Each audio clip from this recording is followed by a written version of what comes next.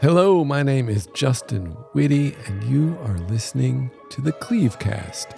The CleveCast is the podcast that covers all things behind the scenes at the Carney Museum of Art.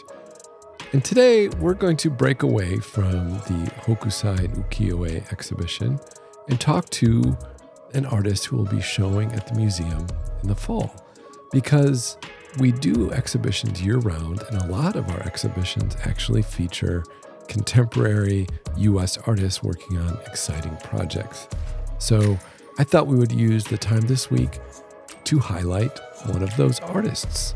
So we'll be speaking to the Chicago artist, Andi Crist.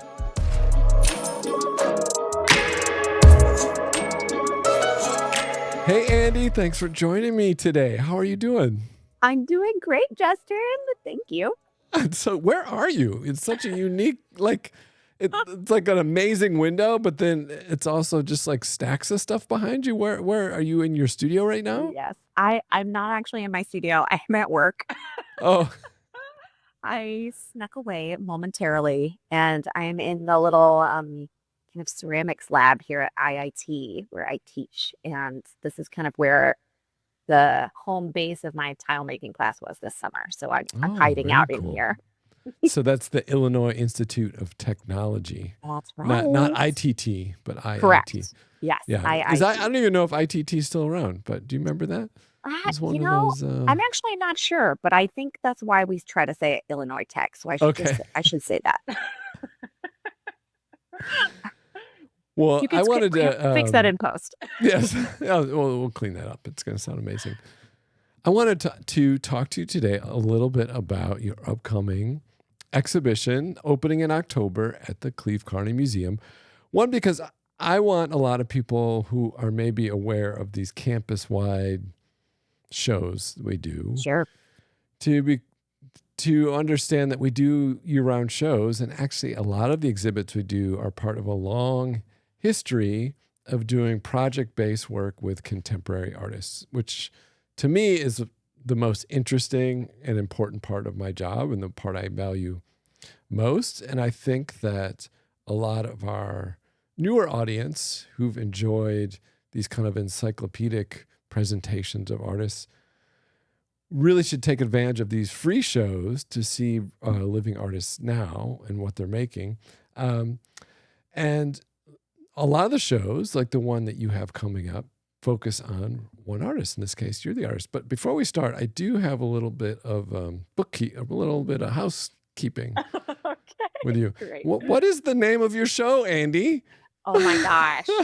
I've been waiting. I sent it to you. I've been really racking my brain for the perfect title.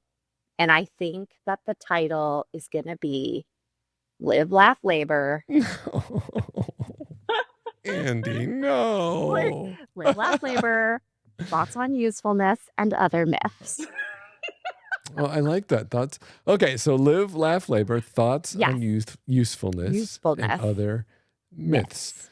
Yes. So that's good because it covers a lot of what we've been talking about with your work. It does, doesn't it? I know, it's so the labor, cheeky. the humor, and then you threw in a little, play on those great artworks you buy for your cabin that Live, Laugh, Love right next to the wine o'clock poster, right? Yes, domestic, decor.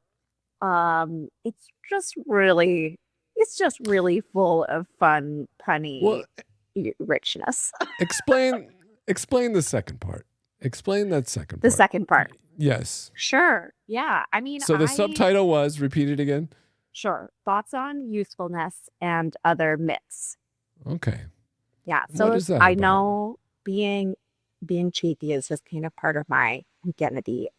Well, that's why we get along. I mean, let's be honest. Totally. I think it brings some levity to work that could also be very serious. So even though a lot of the projects that I do have kind of a layer of humor in them, I think that it does kind of help like bring out a little bit of the cooling into the absurdity and the silliness and of what art is and what it can be, depending on where you're at. So I have a writing practice that is kind of the core of how I conceptualize a lot of my projects. Mhm. And it's kind of a thoughts on series. So I really use it as like a Google Drive dump of how I I'm think just through casually projects. adjusting my microphone. You're Sorry. doing great. Don't mind me. Uh-huh. Everything's fine. You Do. look No, great. okay. We're good now. All right. Carry on. It is something that I do. I do these like thought dumps. So I have a Google Drive folder that has probably 100 different documents, and it's just like thoughts on this. And I just like blah, blah, Okay. blah, blah, blah, blah, blah, and Yeah. type things out. And it's where I put my research, and it's where I put hyperlinks to things that I want to reference later. It's really my own kind of personal Wikipedia. Oh, nice. Yeah. So it's like Yeah, it's really like a sketchbook. You know, I mean, it's just it's like kind of holding like a these ideas. sketchbook Yeah. because sometimes my brain goes a little bit faster than my hands can go. So Okay. it's Yeah. really an easy way to just kind of like siphon through all of that stuff. So the thoughts on part kind of references that methodology that I use in the studio for kind of like preparing to kind of think through a whole piece or a project. So that's where that part comes from. Okay.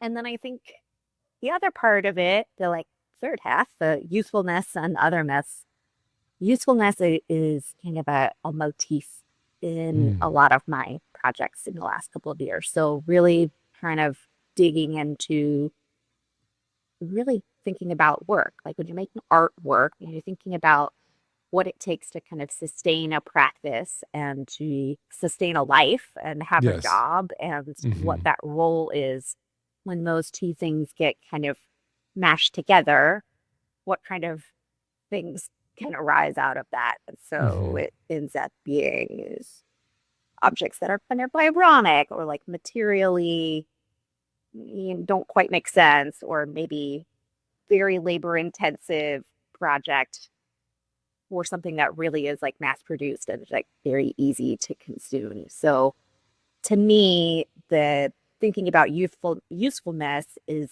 a really messy space to play with. So I'm really Well, that excited about that. idea of usefulness, and anyone listening should know that you work largely in sculpture and installation. I would say that Yes. dominates. Yeah. There's a lot of ceramic work, but also a lot of woodwork. And Mm-hmm. some of that comes out of both, it comes out of a history of being a craftsperson working in the arts.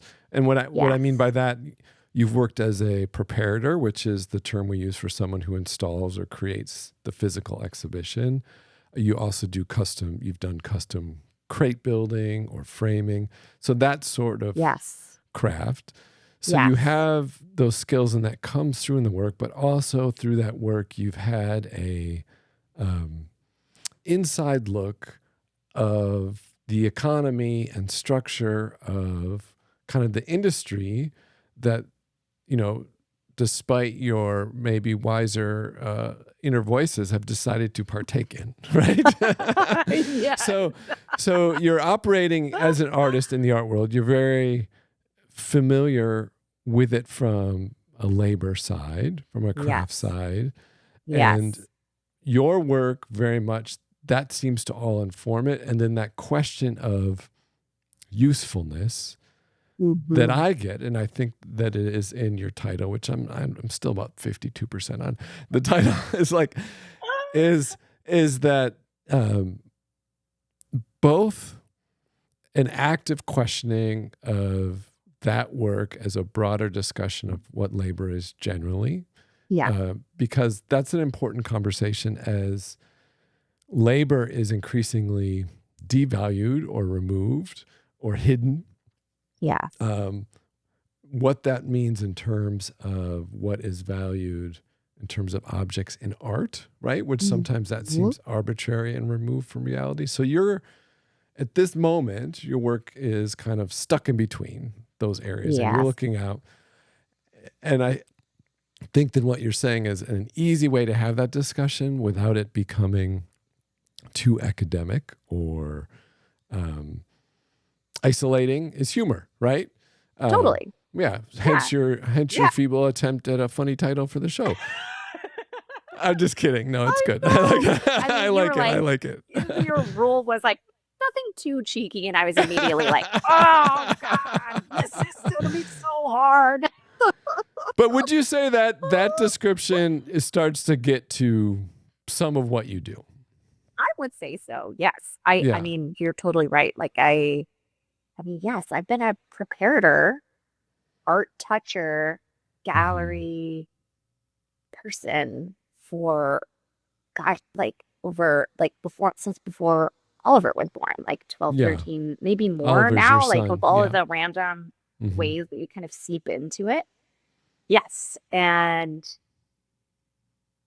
being able to kind of get a sense of what was really happening when you think about the infrastructure of what it takes to like bring art out and put it into a space, and that journey from being a weird nutty idea and then being pushed through into the studio, and then it has this whole life that goes on past that. And once it gets into gallery space, I learned so much about what it means to really bring art out and show it and be a part of it and be able to touch it and move it and handle it and have an expertise in that. And that absolutely, that kind of like mindset informs a lot of how I think about work. And I get to kind of ride both sides of that. And it's kind of a funny place to be as an artist when you're consulting with other artists about how to make their ideas shine. You kind of have to be an artist to be really good at that. You have to understand what they're trying to do and to be able to follow those kind of thought processes and help facilitate that. So yeah, it's a huge part about how I think about my practice and that kind of weird space between back end, front end work. I mean, it's like that in the restaurant industry. It's like that in theater. There's so many different places where that's an unseen essential part of the, like you said, the economy, the economics of kind of like how things come around. Super interested in that. So I would say that's there's also big part. I think there's also, and I think this is true with a lot of people who are behind, who make things not necessarily as art, but like, and who value the quality of how something is made or presented. Yes. That is very sincere, right? There's a sincerity. And I would say, despite you being, funny and playful, you're a sincere person, right? And you approach art making sincerely. Yes. And I am serious. That's difficult. No, but the serious and sincere is different, right? Yes. Because you can be serious and think, I am going to break down how to be successful in this market. And that's very serious. And that can be insincere because in that there's a willingness to do whatever just to game that system, right? I think the sincerity is that you believe there is something valuable to be said contained in the work that is maybe, I don't want to put too much on not necessarily like powerful statement, but a beneficial question to present, right? To think about, to and is that, are those your questions or are those like for other, No. Yeah. I mean, good art to me is something that starts a valuable conversation. Or ignite some kind of thought process of how you see and understand the things around you and the space that you are and kind of what your relationship is to stuff and space and places and people. Like there's so much in there. And I think you have to be sincere to use that as kind of a fodder for art, because otherwise it's just all about you. And that Yeah. I don't find that very interesting. Well, then it's I'm much more celebrity. interested It's in celebrity culture, people and right? stuff. Yeah. Yeah, yes. I'm not And I think really interested in that. art, especially contemporary art, pushes a lot of people away because it's kind of slipped farther into fashion and celebrity style Sure. culture, right? Totally. And maybe that'll change as the market shifts again back towards a less like kind of astronomical thing. But we'll see. But in the meantime, maybe we should look at a few pieces and you can talk about those, and we'll try our best to those who aren't watching this to explain them and to see how some of these ideas we've talked about manifested. And then we can talk a little bit about what you're hoping to do for the show, and then what the real title of the show will be. Once we figure that out. I knew you were going to say, I knew you were not going to like it, but I was like, I'm just kidding. going to try to pitch it. I'm just kidding. Okay. Oh, the so Shakespeare. Yeah, so I went a little farther. So we're looking at these. works called the Shakespeares, and these are cast Loved them. Yes. cast sculptures of parts of Shakespeare busts, but they are cast not with metal or carved with wood. What is the material that these are made of? They're made of joint compound. Joint compound. They're not even made with like plaster. So this is the stuff you use to like patch the seams between drywall, which is this thick gray. Yes, it's mud. It gets wet. It can break down again. So they're not stable, right? They're not very stable. Oh no. But they are cool. And I love that we're talking about this because I love this series so much. And I have one left, but I held onto it for dear life. And I just thought it was so funny. The whole project, and you're going to love this. This whole project was about, I was like, what's something that you could walk into someone's house? What's like an object that you would see that would just kind of like resonate wealth and knowledge and education, studious, desires. And I was like, busts, and like a bust of like some famous author. It's like Shakespeare. Awesome. Okay. Yeah. So I was working as a fabricator at a theater company that is now defunct, Red Moon.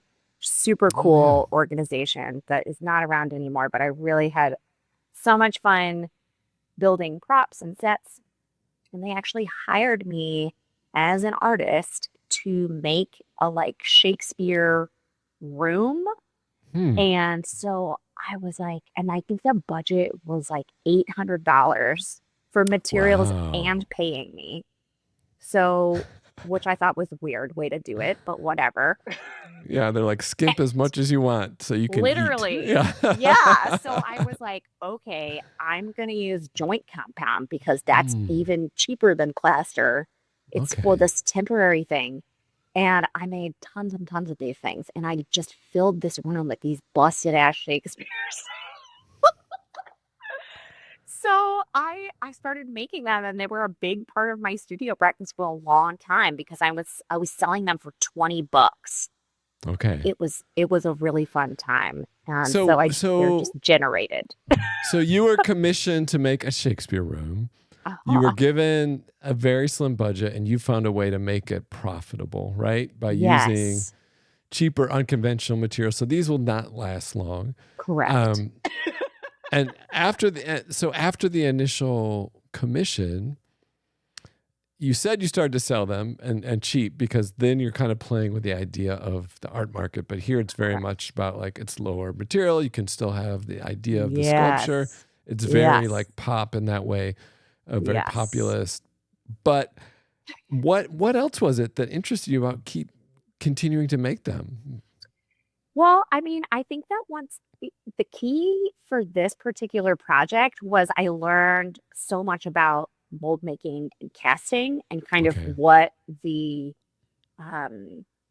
not just what that technical process was, which I got really into leading after this because I learned how to make really reusable molds and how I Hmm. could like manipulate the mold in a certain kind of way to make them differently. I could like stuff other things into the mold and then fill it with something else. So I just really abused that process and learned a ton about replication and kind of continuing something on and like iterative processes. So Well, they're this is beautiful casts. I mean, I can't believe the detail so from nice. from the Yeah. joint compound. Did they like melt over time, or what happens to them? Like, if I bought No, one and kept it in a very hot room, what would happen to it? I mean, It they're would probably sealed just with dry. spray That would probably be paint. fine. Oh, they're spray painted. Yeah, they're Okay, spray painted. so So they're they are kind of sealed. sealed. Yeah. Hmm. And I actually think the density that I made them with, I would just put on this big long rubber glove and I would mix it by hand so I could get all of the like bumpies out and stuff. Um, and they were actually pretty solid. As long as you didn't like bonk it into something, they would hold up. I wouldn't put it outside. So these busts are, different colors. There's some gold. Right now we're looking at like a bright blue one that has three books stacked on top. One of them is Understanding Wood Finishing, one of the books. Another is kind of like he's been lopped off at the shoulder and looks like he's sinking into a block of wood or a pedestal Yes. stand. So they've all been kind of altered or cut in a way. There's another one where it's just Right. part of his face. And this is the Yes. classical He's like, "Ugh." Shakespeare imagine how he looked, right? Because no one really knows, but Totally. it's like Right. this somewhat balding, long hair. It's like your summer theater professor, Totally. that Yes. you're convinced has it all figured out, and then you find them like drinking nail Mustache. polish in an alley later in the day, and you're like, maybe he has some problems, but But but we there's a lot respect of him as other an artist. besides the function of this, right? Joint compound is the most like working person material. You buy a huge buckets of it, you Yeah. slap it on, um, and yet drywalling and mudding drywall is incredibly difficult to do well, It's right? so hard. Like Skim coating. I'm always amazed. Oh, Like people buy this stuff. Home Depot sells it with this idea, do it yourself. No, you're not gonna. It mm-mm. took me probably 8 years to really It's figure out so how to do it. And hard. that was doing it a lot, right? And then you Totally. see professionals and it is actually an art It's form. magic. And it's Absolutely. misunderstood, right? It's Yeah, considered cheap basic labor. So you have that totally. material, the essence of that, and then you Yes. formed it into what you've identified as this symbol of class, prestige, intelligence. So Yes. there's two things at play. One is like trying to lift that up, but there's also a playful deceitfulness, like Yes. a disguising. And do you feel like that is some of that come from an idea of posing that a lot of artists feel like that you are like impostery type syndrome, or Sure. is it like infiltrating, or are you not sure? That's a Because I do good think that's a big part question. of it. Yeah. Yeah, yeah. I mean, I think for me, this was an exercise in trying to understand the kind of like you were talking about drywalling and mud and stuff like that, that Hmm. just this material that's kind of tied to a technical skill Yes. and something that's very specialized. And then to find a way to push back against that, I think Hmm. is a theme that has carried through my practice since then. It's you've got this specific material, it's meant for this really actually specific thing. Like I really wouldn't use mud for really anything else. Yeah. So it's kind of doesn't make sense to use it in this way. But Right. the kind of irony of pushing up this kind of like class thing and making it really accessible to me, it was kind of poking fun at this like mass production aspect Hmm. of, Hmm. having something that signaled value but was actually made in this handmade but cast way, and the other kind of interesting thing that happened was this mold, as that the joint compound gets really hot, and so Yes. it actually deteriorated the silicone mold that I was Hmm. using, because It I does used it give off a over and lot of over again. heat. That's right. Yeah. So As it it kind of started quickly, to because it eat dries so it. quickly, the Yeah. reaction must. Okay. Yeah. It puts off heat. So to me, the other part of it was seeing how far I could like push the mold until it really disintegrated in a way that this kind of had to come to an end. So it had a front and a back end, I think, of usefulness for my own purposes, and also for generating these fun kind of objects that are really great. They just look so cool. I was like, Okay. I love them so much. So that is the 12 years ago. that is the Shakespeare's. Oh, And then yeah. so this is another Love project 'em. that's ongoing, right? Yes. And Forever. it's titled Extension Cords, and people will be able to see some of these in the exhibit, I believe. Yeah. Yes. The yet to be named exhibit, and then I'm just gonna keep knocking you on that. I know. It's fine. I kid. I play. I jest. I joke because I love. Live, That's what I laugh, do. love. Okay, live. I am living, laughing, and loving. You are living, laughing, and loving my title, Justin. Don't play. Oh, so are we looking at just a bunch of extension cords? And if so, how dare you? How dare you? We are not actually looking at extension cords. So, because let me explain if anyone's just listening.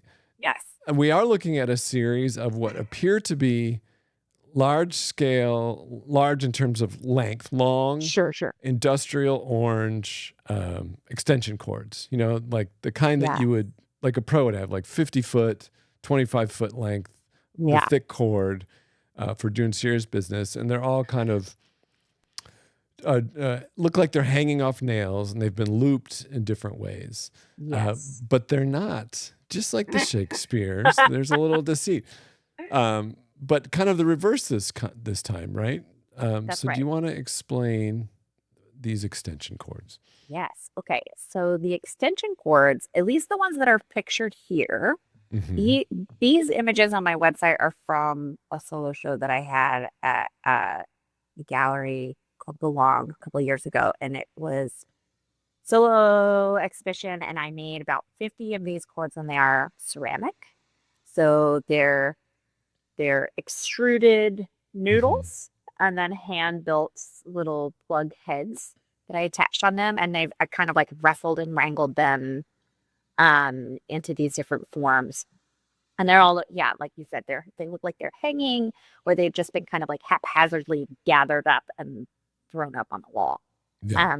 Most of the ones, I think actually all of the ones that are in these images are just spray painted, but I now found the perfect glaze, and I now glaze them this same color orange. Wow. So they are even more finer. Refined. Yes, they are even luscious. The plugs, or do you paint the plug ends?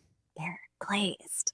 Oh, wow. I had to find the perfect glaze. It's taken me years, but I did it. So these are actually kind of complex ceramic pieces. I mean, I They imagine are. getting them to hold together and hang and have that weight. It is not easy. When you first showed these, you decided that you would sell them, right? Yes. Did you individually price them? How did you decide how to sell them? I was really trying to come up with a way to sell these things that didn't have anything to do with time. It was my first solo show, really. And so I was like, what is even the formula for coming up with, like, how do I even decide what I want to make off of these? I mean, of course, I want to sell them for like a bunch of money, but also I want them to be accessible to people that just want them in their homes. It's just like it was an important thing for me to make it feel like something that you could have, because everybody has extension cords. You might not have these ones, the really long, bright orange ones, but so in the show, I installed this huge like fruit scale, and I made a giant leather sling and I sold them by the pound. I still do this. I still sell them by the pound. Yeah. To me, there was How just much a pound? What do they cost per pound? What are extensions? Right now they're $125 a pound. 120. Okay. So, and that, and most of them, Tariffs I have would a lot to do with say, it. Yeah. average between 2 and 4 or 5 pounds. Okay. But really not that crazy. Yeah. The ones in this show, since they were spray painted, I sold them for less because I felt like they were not as finely crafted. It was a quantity versus quality. But well, I'm again, super this goes proud back of them. to like that. Them. So unlike the Shakespeare's, like you've taken kind of an everyday object and arguably refined it through a material that is associated with art making, right? With Sure. art objects. But then through the selling, you again pointed back to kind of the labor aspect of it and kind of undermine, treat them like kind meat. of poke fun of the market a little bit. Yeah. Totally. Yeah. I mean, people were at the opening, they were pulling them off the wall and putting them in the sling. I mean, it just immediately signaled engagement. They're like, oh, I could have this. I can handle this. I can wait. And then the desire to just to have it. Grab it. Yeah. And the hooks, they're not even hooks. I made them just these straight steel welded posts on brackets. And so that you could just slide it right off. The gallery was freaking out.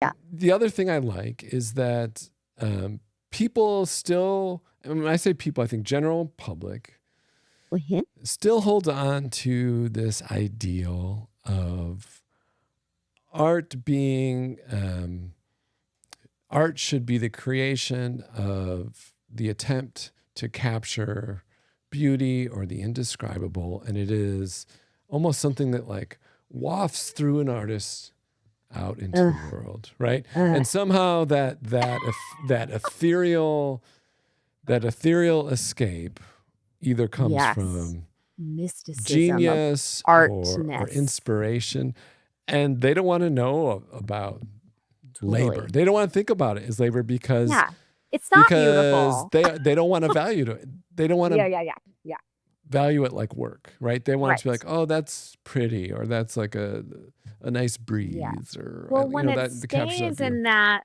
romantic abstract space, but that's also really can be taken advantage of. And they're like, well, but if this is something that you're passionate about, then how could you sell it with $30,000?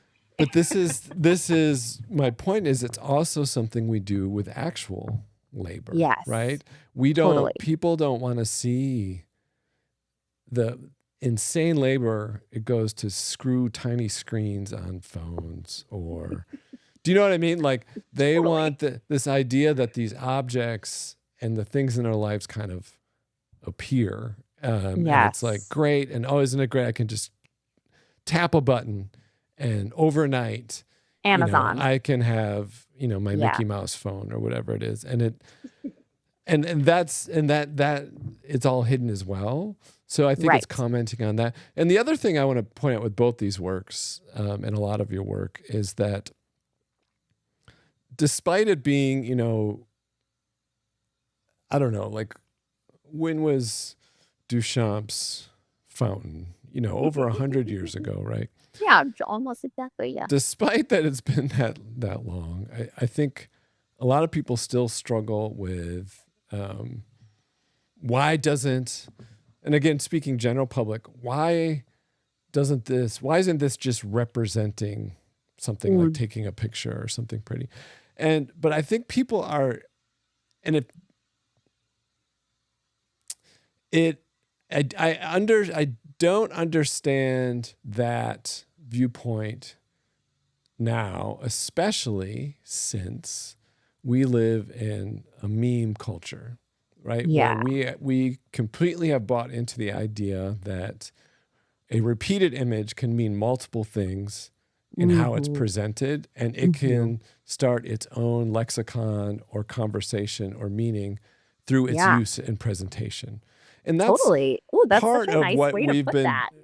that's part of what art's been doing for 100 Yeah. years, right? Yes, And I would absolutely. think that people are so fluent with that on their phones or whatever that they still run into this obstacle when it comes to art. But maybe that's the humor aspect, right? And maybe that's Yeah, where you come in absolutely. with that. It gives people access to it. Yeah, I mean, people love in one way to brush over it and have that instant appreciation and access of mhm. stuff and things. But also people are voyeurs and everybody like curious about how the sausage gets made, like everybody Yes. kind of wants to know what's happening. It's why people like magic shows. Yes. You get the illusion, but you're entertained by that, but you also piques curiosity. And I think to me, this like series, especially the fact that it kind of continues on and that there's gonna be so many iterations of it in existence that you Mhm. can kind of like push that along and kind of like, oh, it's continuing to get made and they're changing a little bit over time, and it's kind of like a weird evolution of of the back end stuff. Yeah. um yeah, I love the extension cords. I have like 30 drying right behind me right now. I'm excited. Well, I don't want to show people too much stuff because Sure. they are going to Do you have to want to see all of the come sausage? see the yet to be named exhibition by Andi Crist. No, give us the title one more time. Live, Laugh, Labor. Live, laugh, labor, thoughts on usefulness and Thoughts on other myths. Live, Laugh, Labor. Thoughts on usefulness and other myths. Every time I say it, it makes me laugh. In the I can't wait for you to We print will that be vinyl for me. we'll be selling a silk screen of the title There will be on mugs, old antique wood totes. in this. Yeah, there will be patinaed barn signs. Yes. I'm No, so excited. Yeah, now people are gonna be like, "Where's the patina bar sign? You said patina bar sign." Yeah, exactly. Yeah. Now I gotta make No, one. at this point, 43 minutes in, the only person listening is my mom, so it's fine. We can say whatever we want. Probably mine. Mine too. But so what can people expect from your exhibition? What is the approach that they're going to see? So, right now you come in, the exhibit now is very kind of museum-y, almost like to the level of like field museum-y. It it's like a is. lot Those of objects cases and are artifacts. shiny. Yeah. But this is more presenting your different thoughts you're having, right? Different spaces. So, Right. what have you been thinking about for the show? Sure. Well, I was really thinking about how I could use at least one of those cases. Yeah. I mean, they're so beautiful. I mean, do you not want to take advantage of that? But shove some of my weird stuff in these like finely crafted vitrines. Oh, Shakespeare heads. There you go. I know. So I think the way that we're gonna approach the show is really thinking about my practice in a kind of larger story arc timeline of introducing a lot of my work that kind of all deals with craftsmanship and how we value labor. And there are a lot of pieces that kind of represent the various forms of work like this.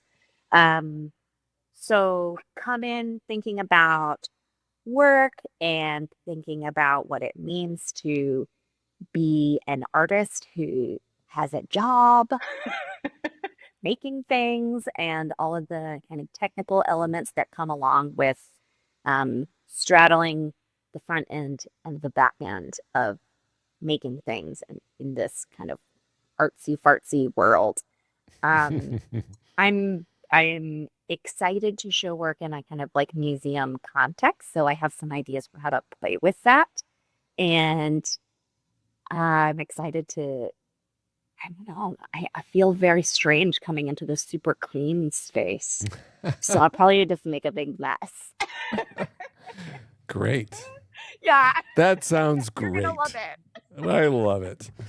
Yeah, I think knew you would. I think that people realize, just as when you're showing work from an artist that's no longer around and had an established career, you are highlighting really the path and kind of the statements they made, right? And how it all fit together. You're able to see the whole picture and take a stab at presenting, this is what their work, how it unfolded, this is what it's about. Totally. I think thank you. Our audience who's maybe hasn't come to a lot of contemporary artist shows by living artists, realize at this point, we're just sharing the questions being asked, right? This is the beginning, in your case, very early in your career, right?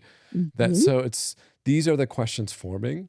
And so you're not coming in looking for an ultimate answer, like this is the grand statement. Right. I would really want people to come into each work and engage with the objects themselves, the questions being asked, and really entertain those and allow themselves to really think on and experience the really interesting conversations that happen. Totally. Yes. And that's what it is, because that's what like an artist's brain is kind of doing as they're working. And no matter what the show is called, it doesn't matter. I mean, even if it was called something different. We finally settle on landscapes and butterflies. It's fine. It's fine. It's fine. Landscapes and butterflies, the completely immersive world of Andi Crist. That sounds just like me. Well, I think like one of the pieces that I think is really representative of this like mindset that I'm in right now, that I'm excited to. I just showed it at Doc 6 a couple of weeks ago, and it's a hickory wet floor sign, and I found this really incredible yellow highlightery stain, and I made the hinge out of hickory and pine, so it operates. And then I had ChatGPT write me a long Is that your friend? I don't know who this is. We are tight. Yes. Chat. Is it Chat? Is it ChatGPT? He's a French friend. Okay. Bonjour, Chat. Please fill out this grant form for me. Yes. He wrote me 4 paragraphs, and I coalesced it down into like 4 sentences of this Jane Austen-esque wet floor sign. And I I applied it in this like super intensive way. It's all furniture wax that's been like masked on, and it's so rich looking, and it just has this amazing texture to it. And the other side is in Spanish. So good. Thanks, Chad. Shit. Yes. Merci, It was like, it's tools, it's signs, it's like just like intense making in this very kind of light scale object. And so that's a kind of thing that, they're really kind of weird and fun to look at, but they're also kind of rich in thinking about things that you would normally And the thing about your work, they're also all, despite all of the humor and such, not despite, but in addition to, they're incredibly well made and beautiful things. So thank you. You can even come and enjoy that. So take pride in that. Thanks. This will be the next exhibition opening after the Hokusai. No pressure. Closes. And I'm looking so forward to it, because my whole thing, I like working with artists. That's why I'm in this, like collaborating it. I think like an artist, like I used to be an artist. I think it's like it's just still are. It's just, it's more engaging and interesting, and it's always a pleasure to speak with you and work with you. So it's been an absolute joy. Well, I'm excited to work with you in this totally new way, since I used to work there. That's right. Yeah. Almost a decade ago. And so Andi now we get to be... was an installer at the museum. Some of my first shows there. We did some. We almost died once together. That was great. Probably more times than we realized. A wall almost fell on us while your young son was just playing on his just iPad. hanging out. And we were like, maybe we should call it a day. Maybe we should call it a day. I think it was And around before 3 that, o'clock. I actually knew you at Columbia College as well when you were a student. I true. helped with Even your longer senior ago. exhibition. Yeah, Yes. that was a long I time forgot ago. you were the curator for that, Yeah. right? Yeah. It was you and EJ EJ Hill and English, right? English Prevo. Yeah, English Prevo. Yep. Who else was in Totally. that class? EJ Hill is like, EJ Hill has done very well. He's done Look very him well. up. Love. But a very sweet, down to earth, great guy, just like Great group of you. people. Except you're not a guy, but otherwise, yeah. So Yeah, I've got qualities. Yes.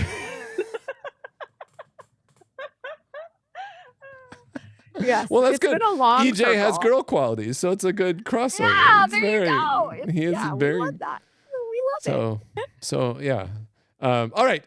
Well, we look forward to seeing your show, and thanks so you. much. Thank you And for if having me. you want to learn more about Andi's work, you can find her online. Is it andicrist.com? Is that your It website? sure is. And that's CCRIST.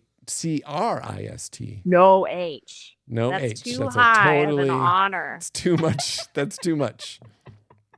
Chris. Just bring it down now. And you can also be found on Instagram. And you can learn more about our upcoming programming at theccma.org. The Hokusai Ukiyo-e exhibition continues until September. And then October 19th, I believe, right? Is that the first day of your show? So. I can't remember. Yeah, I'm going to just look at my double check. calendar. It's go on the website. Sounds right. It's right around there. It's right around there. Oh boy, it's been a long year. Oh my gosh. Okay. All right, Andi. Talk to you soon.